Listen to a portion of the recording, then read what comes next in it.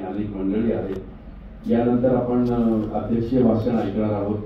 देवाजींचा कवी, लेखक, त्याच्यामध्ये कादंबरी लिहिणारा मित्र आमचा, ललित लेखन करणारा, सगळं उठवून टाकलं पाहिजे। हा देवाचा कविता संग्रह ज्याला 8 पुरस्कार लाभलेले, एक भाकर तीन चुली, 450 पेक्षा जास्त पानाची ही कादंबरी, त्याच्या 19 आवृत्त्या निघालेल्या आहेत आणि 16 पुरस्कारांनी सन्मानित झालेला आहे। मेंदूची मशागत, 2 कार्यक्रम आमच्या या मित्राचे आहेत, आई बापाच्या कविता आणि पाण्यावर बोलू काही। अनेक सामाजिक उपक्रमामध्ये सहभागी असणारा देवा, एक जगण्याची फिलॉसॉफी आहे त्याची, फार सुंदर। त्यांनी स्वतः म्हटलंय की फार पैसे जरी कमवता नाही आले तरी चालतील, पण चांगला माणूस म्हणून जगता आलं तरी पुष्कळ आहे। विचार आणि कृती कमीत कमी अंतर ठेवत जगायचं। आणि पुढे त्यांनी असं म्हटलंय की आपल्या लिखाणाला ज्ञानपीठ मिळण्यापेक्षा माणसांची डोकी किती नांगरली गेली आणि सामान्य माणसाच्या जीवनात किती बदल झाला हे सगळ्यात महत्वाचं आहे। देवाजींचा अध्यक्ष व्यक्त करण्यासाठी आमंत्रित करतो।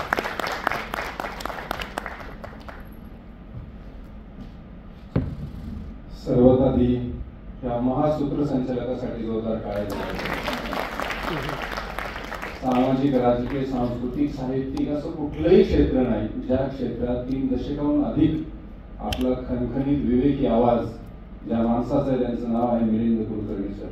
त्यांचा जोरदार टाळ्यांनी स्वागत करूया आणि राघव मॅडमला विनंती करतो की त्यांचा सन्मान आपण करायचा आहे।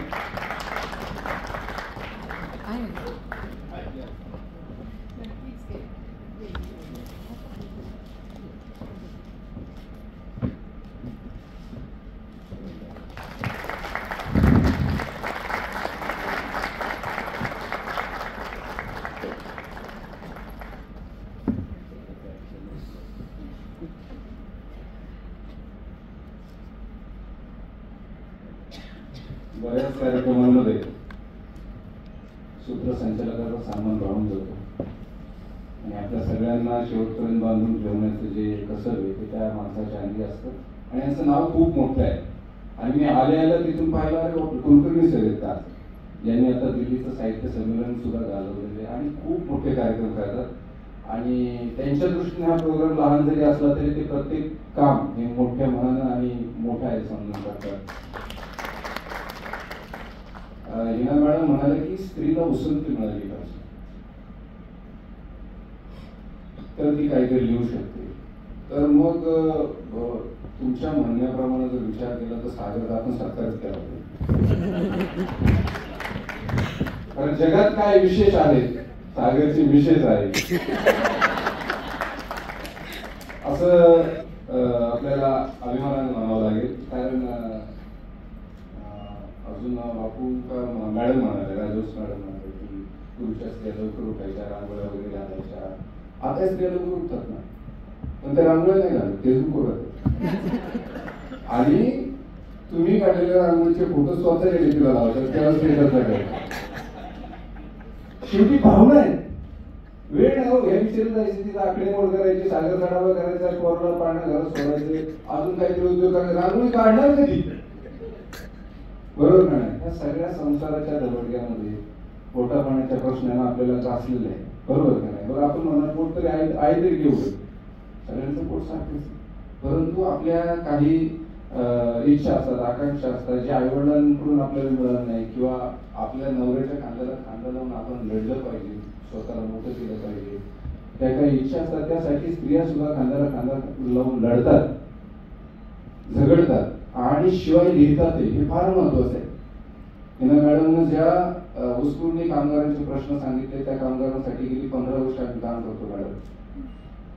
मासूम संस्थेत सोबत काम केलं, स्वतः मी 15 वर्ष आदिवासी आश्रम शाळा चालवतो, विधवा पीडित, कर्तव्यशा, ऊसतोडणी कामगार, शेतकऱ्यांनी आत्महत्या केली, त्यांची मुलं, ही सगळे आपल्या संस्थेत राहणं, खाणं, आरोग्य, शिक्षण सगळं विनामोबदला करतो। त्यामुळे त्यांच्या वेदना फार जवळून पाहता आल्या।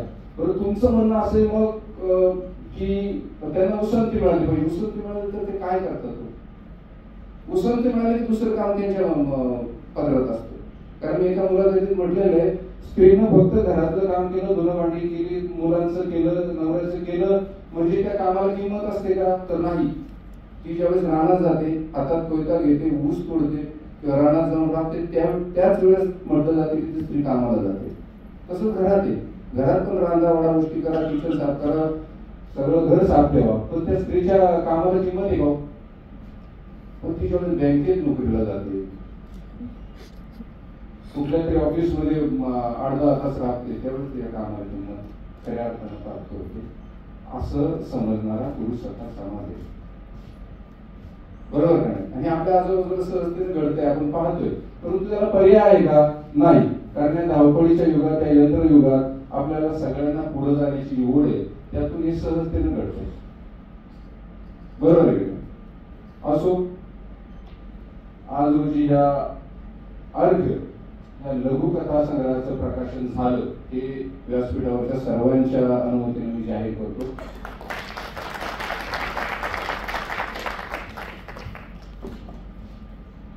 त्या कथा संग्रहात विशेष काय आहे, बापूंनी लिहिलेलं आणि त्यांनी मांडले सुद्धा.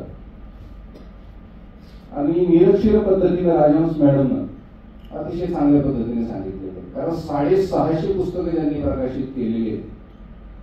बरोबर नाही? त्यांना तेवढा गाढा अनुभव आहे. नाहीतर काय मॅडम, तुम्हाला तर माहिती आहे, हल्ली लोकांनी छापखाने खोललेली. एका बाजूला म्हणायचं की मराठी पुस्तक तुम्ही वाचत नाही, आणि दरवर्षी 4800 पुस्तकं मराठीत प्रकाशित होतात. जानेवारीत जर समजा 4800 पुस्तकं आली तरी डिसेंबरमध्ये 4.8 पण आपल्याला सांगता येत नाही की आली कुठली गेली कुठली. बरोबर का? एखादं खुलूस कुठेतरी खुलून येतं आणि ते समाजावर राज्य करतं. समीर बापूंचं जे संवेदन आहे, उपेक्षित स्त्रियांच्या वाटेला आलेला संघर्ष, आणि ज्या पुरुषांना हव्या असतात तरी सुद्धा नाकारल्या जातात, अशा एका व्यवस्थेतल्या भरडल्या जाणाऱ्या स्त्रियांचं भावविश्व रेखाटण्याचं काम समीर बापू गेल्या अनेक वर्ष करतात. आणि हे काम करत असताना बरं ते जे काम करतात तेच प्राज्ञाने करावं का, तेच देवाने करावं का? तर नाही. तर प्रत्येकाचं भावविश्व, प्रत्येकाचा भौतिक अनुभवाचा परीघ वेगवेगळा असतो, आणि अशाच वेगवेगळ्या अनुभवाच्या परिघात ही लेखक मंडळी वावरत असताना हिना कौसर खान, ज्यांनी वेगवेगळ्या धर्मातील ज्या जोडप्यांनी आंतरधर्मी विवाह केलेले, त्या जोडप्याचं भावविश्व काय, समाज त्यांच्याकडे कुठल्या नजरेने बघतो? सगळे म्हणतात हो जात धर्म संपले पाहिजे, परंतु या जाती आणि धर्मीय अस्मिता एवढ्या टोकदारपणे समाजात पुढे आलेले आहेत की त्या संपणं आता मुश्किल. कारण पूर्वी जयंती म्हणजे एक जयंती असायची, फार फक्त 2 जयंत्या असायच्या. आता प्रत्येक जातीपातीच्या माणसानं आपले महापुरुष वाटून घेतले, ज्यांचे पुतळे नव्हते त्यांचे पुतळे उभे केले. त्यामुळं त्या अस्मिता ज्या टोकाच्या झालेल्या आहेत त्या टोकालाच जात राहणार आहेत असं माझं ठाम मत आहे. जरी त्याच्यावर कोणाचा आक्षेप असला तरी, कारण कमी होणार नाही आता. कारण माणसं या सोशल मीडियाच्या जमान्यामध्ये ना आपापले महापुरुष शोधायला लागलेले. पूर्वी असं नव्हतं, पण आता टोकदारपणे फार प्रखरपणे जाणवायला लागले. तरी हतबल नव्हता, हातपाय गाडून न बसता हिना कौसर खान सारखी माणसं लेखिका कृतीशील पावलं उचलतात आणि समाजासाठी काम करत राहतात. ती फार सकारात्मक आहे. प्रज्ञा जोशी कुलकर्णी ज्यावेळेस पुस्तक प्रकाशनासाठी आईचं नाव पुकारलं त्यावेळेस माणसाचा चेहरा लगेच सांगतो की ते आवडला गेला आहे, डोळ्यातून पाणी येते. आणि ऐक ऐक रे योगा तुले मी काय सांगते, लेकीच्या माहेरासाठी माये सासरी नांदते. त्या बहिणाबाईच्या ओळी मला त्यावेळेस आठवल्या की अरे इथं तर आडातच आहे, त्यामुळे पोहण्यात आले. घरातले जे संस्कार आहेत ते बरोबर मुलीच्या विचारांपर्यंत कृतीत झुकत आलेले. आणि आपल्या मुलीच्या पुस्तकाच्या प्रकाशनाला आईवडिलांनी उपस्थित राहावं यासारखा आनंद नाही, खूप मोठा आनंद. माझी इच्छा होती बापू की माझ्या पहिल्या पुस्तकाला माझ्या आईनं यावं, माझ्या शेजारी स्टेजवर बसावं. आता मॅडमची माफी मागून सांगतो, या प्रकाशन व्यवस्थेत इतकी दमवणूक करणारी प्रक्रिया ही प्रकाशन प्रक्रिया, त्यात नाही करता आलं. माझ्या आईच्या हस्ते पुस्तक आई निघून गेली, आणि त्यानंतर 3 पुस्तकं आली. आता मोठे यश आहे, 19,000 कॉपीज दिले. पण ती पाहिजे आईच पाहिजे, आणि प्रज्ञाने शिकवायला आई आल्या बाप आहे. त्या पुस्तकात काही संवाद आहेत. तर ते संवाद कशाचे साक्ष देतात ते आता तुम्ही ठरवा. ही पुरणपोळी म्हणजे सुगरणीची परीक्षा असं म्हणायचे पूर्वीचे लोक. ही पुरणपोळी म्हणजे सुगरणीची परीक्षा असं म्हणायचे पूर्वीचे लोक. का माहितीये? हे गोड पुरण म्हणजे घरची माणसं. हे गोड पुरण म्हणजे घरची माणसं आणि कणिक म्हणजे घरची बाई. बाईने इतका चिवटपणा अंगात उतरवावा की पूर्णाचे गुणदोष आतल्या आत झाकले गेले पाहिजे. काय वाक्य होतं? बाईने इतका चिवटपणा अंगात उतरवावा की पूर्णाचे गुणदोष आतल्या आत झाकले गेले पाहिजे. अर्थात वेळ प्रसंगी घरच्यांचे गुणदोष सांगणं, सुखा सुधारायला मदत करणं हे या कणकेचं काम करतात. इतकं सुंदर लिहिणारी प्रज्ञा. 5 प्रज्ञा नावाच्या मैत्रिणी आहेत माझ्या. त्यातली आता 6वी लेखिका मैत्रिणी. त्यातल्या बाकीच्या 4 जणींचा परदेशी संबंधच नाही. म्हणजे आता बापूची माफी मागून म्हणतो की नाव ज्ञानेश्वर ठेवतात पण ज्ञानेश्वर बरोबर डाव्या असतो.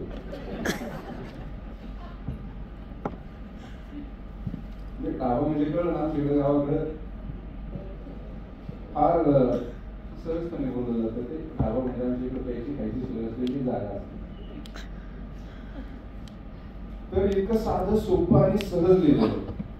आणि मुळातच काय झाले माहिती का कुलकर्णी सर, आपल्या वाङ्मयीन एकूण वाङ्मयीन आणि विद्यापीठी व्यवहारामध्ये फार दुर्बोध लिहिलं जातं. आणि दुर्बोध जेवढं दुर्बोध लिहिलं जाईल तेवढं चांगलं सकस साहित्य म्हणून त्याला मान दिला जातो.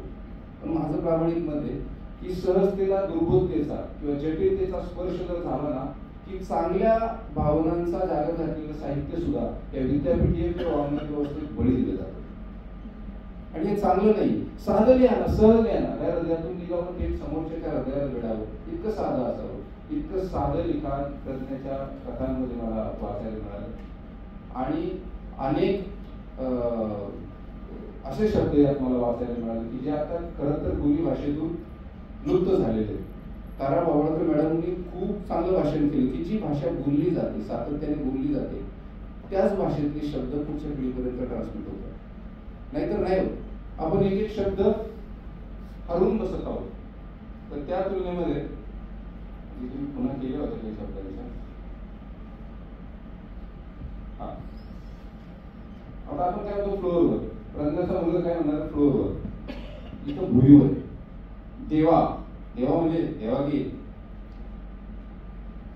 भ्यालेल्या बाया बापल्या म्हणजे घाबरलेल्या बाया बापल्या. आता पुढच्या पिढीला भ्यालेला हा शब्द नाही काढणार. तो कुणीतरी आपल्या लोकसाहित्यात किंवा आपल्या साहित्यात त्याचा जागा घातला पाहिजे. पुढच्या पिढी तो वाचला पाहिजे, बोललं पाहिजे, तर तो पुढे जाणार आहे. घुमतेली नाही घुमत होत्या. बाहेर आपण काय म्हणतो बाहेर. हे शब्द काळाची गरज आहे. कारण मी सुद्धा एक भाकर 3 सुरीमध्ये आमच्या नगरी भाषेतले 350 असे शब्द आहेत जे गेले 100 वर्षापूर्वीच आता लुप्त झालेले आहेत. परंतु त्याचा जागर घालायचं, त्याचं पुनर्जीवन करायचं काम केलेलं आहे. तसे शब्द राग रांगोळी नाही, मातूर आपण काय म्हणतो मात्र मातर. अंधाऱ्या. अंधाऱ्या म्हणजे काय? अंधाऱ्या. अंधाऱ्या रातीली. मसलत बघित होती, ती बघत होती. आता बघित होती हा शब्द गेला. आपण म्हणून गावंढळ भाषा आहे बरोबर ना. गावंढळ भाषेच्या शब्दाच्या आळून निघून आपण का करायचं असं आपलं वाटणं स्वाभाविक आहे. पण का नाही करायचं? ती मातृभाषा आहे आपली आणि ती सेंद्रिय भाषा आहे, ती सकल भाषा आहे. आणि सेंद्रिय भाषा, सकल भाषा, अस्सल मराठी भाषा म्हणजे काय माहिती का? इथे किती जणांना माहिती आहे की गाया ज्यावेळेस रानात जातात किंवा रानातून येतात त्यावेळेस त्या शेण टाकतात. शेण टाकलेलं पाहिजे मातीत आणि शेणाचा पो असतो. पो शेणाचा पो ज्यावेळेस आपण उचलून घेतो त्यावेळेस शेणाच्या पोच्या खाली जी माती लागते ना ती आपली भाषा आहे. ही आपली भाषा आहे. ही सेंद्रिय अस्सल भाषा. तिचं पुनर्जीवन करणं, तिचं जागरण करणं हे प्रज्ञासारख्या लेखिकेचं काम आहे आणि ते तिने प्रामाणिकपणे केलेलं आहे. पटका. पटका किती जणांना माहिती शब्द? आता दुटे सरांना माहिती असेल, गोपालला माहिती असेल. पटका किती जणांना माहिती? पटका बांधला. म्हणजे पेटा.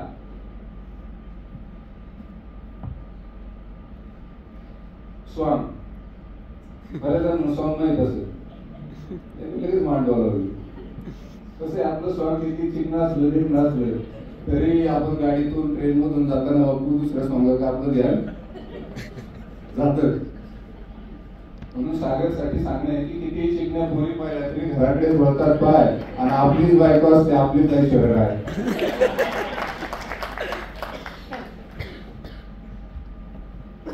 अनेक शब्दांचा जागा घातलेला आहे. सारखी गोष्ट आहे, काही इतर गोष्टी आहेत, या सगळ्याच आम्ही सांगत बसलो तर तुम्ही विकत घेणार नाही का, असं नको करायला. आणि लवकरच या पुस्तकावर सुद्धा परीक्षण पुस्तक प्रेमी संवाद येणार आहे. अहो 1780 दिवस, 1780 दिवस सुरुवात झाल्यापासून आतापर्यंत 1780 दिवस एकही दिवसाचा खंड न पडता जगभरातल्या विविध भाषांमधल्या त्यात अनुवादित सुद्धा आली.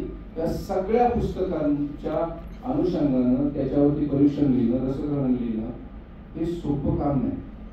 बरोबर आहे मॅडम? एखाद्या पुस्तकावर परीक्षण लिहून द्या म्हटलं तर लोक 6 महिने लावतात. इथं 1780 दिवस अतिशय शिस्तबद्ध पद्धतीने हा उपक्रम राबवणारा आणि अवले आहे कृष्णा दिवटे सर. सोपी गोष्ट नाही ना. लोक म्हणतात ना वाचत नाही, हे असं म्हणणं वाचत नाही. भेटले ना बरं बापू तुमचं सांभाळ द्या की मला वाचायला. आणि मग तू काय, तुला 2.5-3 लाख पगार आहे, त्याचं करतो काय तू? घे ना पुस्तक विकत, वाच ना बाबा. तर ते वाचत नाही. याच्यात मेन म्हणजे नाही प्रोफेसर मंडळी डेंजर झाली. त्यात किती मंडळी शिक्षक आहेत ते मला माहिती नाही, फार डेंजर झालेली. आणि ते सगळं फुकटच पाहिजे. तुम्ही प्रोफेसर झाले, मराठीतले प्रस्थापित झाले, याचा अर्थ नवीन प्रज्ञासारख्या नवीन लेखकांनी तुम्हाला सगळं फुकट द्यायला पाहिजे. घ्या ना विकत, बरोबर नाही? विकत घ्यायचं हरकत काय. आणि दुसरं म्हणजे काय, या विद्यापीठ व्यवस्थेमध्ये अभ्यासक्रमाला पुस्तक लावण्याची जी भूमी, किती जणांना माहिती नाही, पण ही पुस्तकं आहे ना आधी काय काय प्रकार आहे सागरची प्रक्रिया. आधी सगळ्यात आधी अवघड कविता लिहायच्या, अवघड कथा लिहायच्या, अवघड कादंबऱ्या लिहायच्या, आणि मग त्या अवघड कथा कादंबऱ्या अभ्यासक्रमाला लावायच्या. आणि मग ते सगळं अवघड साहित्य लिहायला, अवघड साहित्य शिकवायला 70-80 हजाराचे, आता तो शब्द मी काढून टाकलाय वाचनातून माझ्या, कारण आक्षेप घेतला लोकांनी, शिक्षक ठेवायचे, त्याच्याऐवजी वेगळा शब्द होता. एवढे शिक्षक ठेवायचे, मग त्याच्यावर 2 मार्काचा किंवा 5 मार्काचा प्रश्न विचारायचा. कशाला असं करतात? अहो साहित्य म्हणजे सामान म्हणतात का? साहित्य म्हणजे काय? सामान. पहिली दुसरी वेळेला ही माहिती नाही. आपण तुम्ही आम्ही जे शिकून इथपर्यंत आलोय ना, विज्ञान साहित्य, इतिहास साहित्य, जे काय असेल साहित्य, सामाजिक साहित्य, गणितीय साहित्य, हे सगळं साहित्यातून शिकून आलं ना. परंतु त्या साहित्याचे आपल्यावर उपकार असताना, साहित्यातून आपण इथपर्यंत आलेलो असताना, पुन्हा आपण ज्यावेळेस सेटल होतो त्यावेळेस मात्र साहित्याकडे आपण डोकून बघतो का? नाही बघत. त्याचं कारण आहे मॅडम की आपण साहित्य निर्मिती जी केली ना, ती सर्वसामान्यांच्या मेंदूच्या माणसाच्या मेंदूच्या आकलना पलीकडची केली. सहजतेनं सगळ्यांना समजेल, रुचेल. जर बांधावरच्या एखाद्या शेतकऱ्याचं किंवा हिनासारखी एखादी लेखिका जर वस्तुनी कामगारांचा असेल किंवा आंतरधर्मीय जोडप्यांचं भावविश्वर काढत असेल तर त्यांनी त्यांच्या भाषेत लिहिलं पाहिजे ना. आज वेश्यांचं सगळं अंतरंग किंवा त्यांचं सगळं सामाजिक आर्थिक प्रस्तर मांडण्याचं काम समीर बापू करत असतील तर त्यांनी त्यांच्या भाषेत लिहिलं पाहिजे. आणि ते लिहितात म्हणून तर ते लोकांच्या पसंतीस त्यांचं लेखन उतरत असतं. आणि असं लिहित नाही म्हणून लेखक आहेत ना वाचकांपासून दूर जायला लागले. आणि परत लोक म्हणतात की मराठीला खप नाही. कसं काय खप नाही? तुम्ही लिहा तर खरी. आज तसं लिहिलं नसतं ते 18,000 कॉपीज लिहिल्याच नसतं 12 महिन्यात. माझा प्रचार प्रसार करायला आलेला नाही पण मी सांगतोय मंदिर आहे याचा आता चालू केलं बरं काय.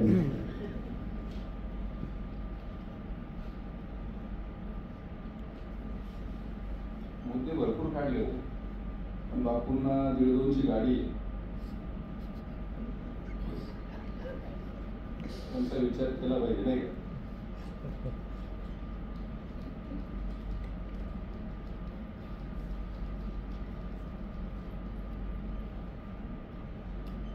आता सागरजी काकडे प्रसिद्ध कवी त्यांचं आगमन झालेलं, त्यांनाही माहिती आहे की कुठलंही पहिलं पुस्तक म्हणजे पहिलं अपत्य म्हटलं की त्यात नवखेपणाच्या काही खुणा जाणवत असतात आणि त्या मानवपणी किंवा प्रत्येक कथेत प्रत्येक गोष्टी जाणवत राहतात.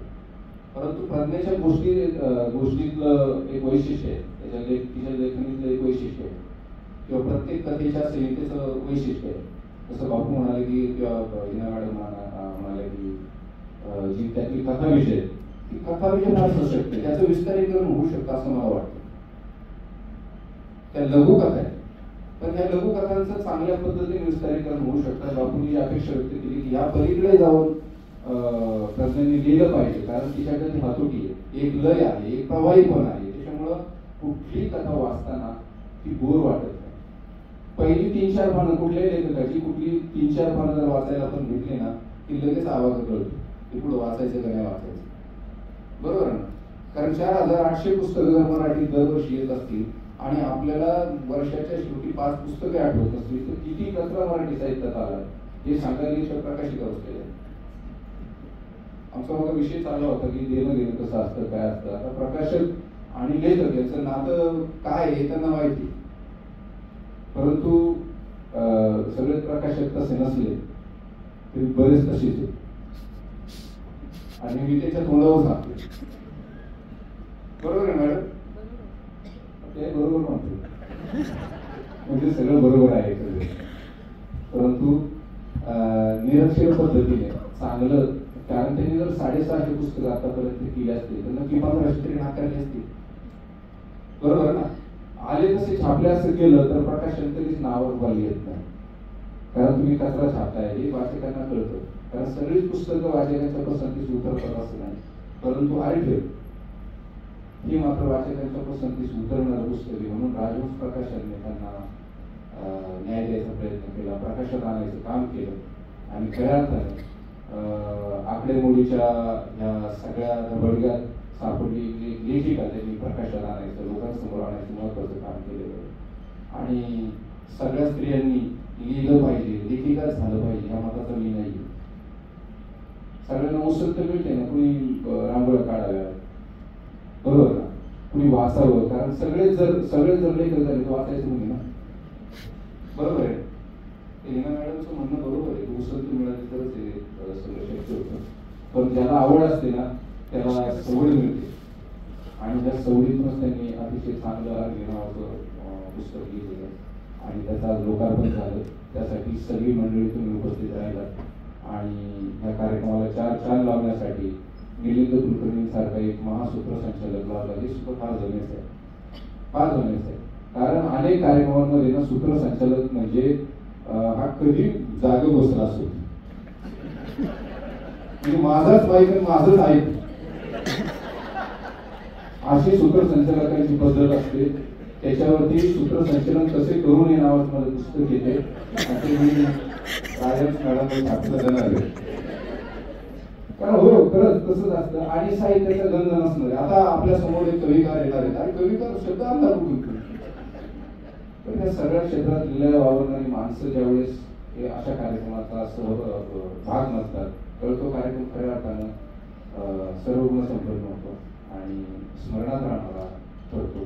त्यामुळं अर्घ्यला मी मनपूर्वक शुभेच्छा देतो आणि इथून पुढल्या वर्षी इथंच एखादं नवं पुस्तक घेण्यासाठी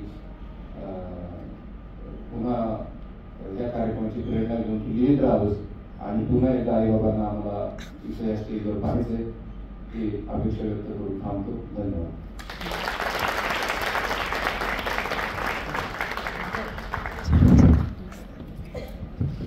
उन्मेष प्रकाशन प्रकाशित आणि प्रज्ञा कुलकर्णी